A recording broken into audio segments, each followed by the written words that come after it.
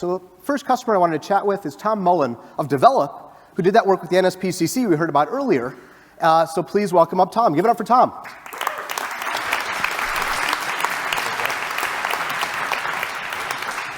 So that was a really cool project. I was excited to induct you into the Hall of Doers. Congratulations. It's very kind, unexpected. Yeah.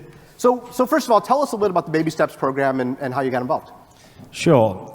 So the Baby Steps program is run by the NSPCC.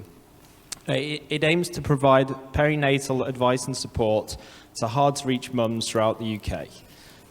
It's really, really crucial for the kind of long-term outlook of a child's life that the help and advice is provided kind of pre- and post-birth, yet 75% of expectant mums in low-income households in the UK don't receive any help at all.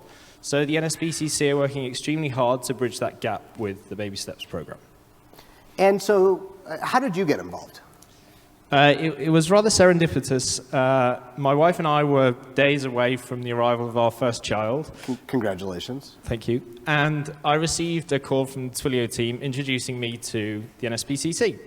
As you can imagine, it was a project that was very close to my heart at the time, and I thought that we could add real value, so I was very happy to get engaged and jump on in.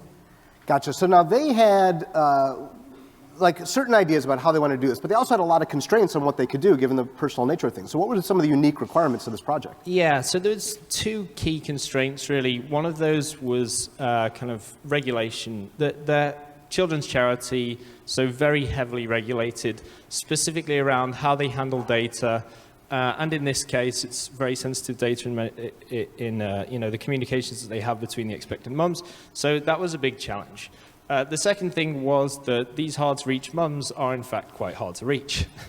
They don't often have access to email, and they often don't have smartphones. So that really narrowed down the channels of communication open to us through which we could talk to them on. So what'd you build?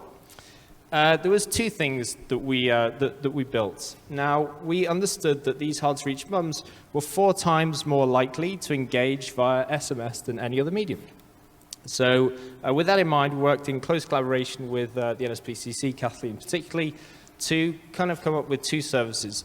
One of them was an automated messaging service. So for those of you who have kids, you've likely subscribed to some kind of email service that will send you an email on a weekly basis, giving you an update and reassuring you about what's going on. The changes are very rapid.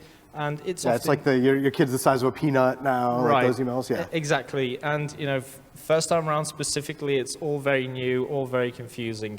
Now, these hard-to-reach mums, they don't have access to these services, so we built a kind of text message equivalent that they could subscribe to and receive updates that were relevant to their stage of pregnancy, providing really kind of vital and reassuring information about what's going on, kind of the changes to their bodies, so really great service. The second part of it was, part of the Baby Steps campaign, they run group sessions. Now, the practitioners running these group sessions were having a very torrid time actually doing any of the admin around them. If they wanted to connect with the expectant mums, they would have to log into their system, they would have to copy and paste the phone number, they'd have to send the message, subsequently delete the phone number because they weren't allowed to save it on their phone, and it became very, very laborious and actually made the whole process almost unworkable. So we built a kind of WhatsApp-style group messaging service on SMS alone, and what this allowed them to do is to create a group, have the expectant mum subscribe to it, and be able to communicate with each other without having to know any knowledge about the phone numbers and kind of remove all of that challenge of admin overhead and increasing the kind of flexibility and fluidity of the communication. Wow, very cool solution. So how is it working? Where are you at? So the NSPCC have just conducted their first pilot, and we're looking to roll the 2 kind of solutions out across the UK over the coming weeks.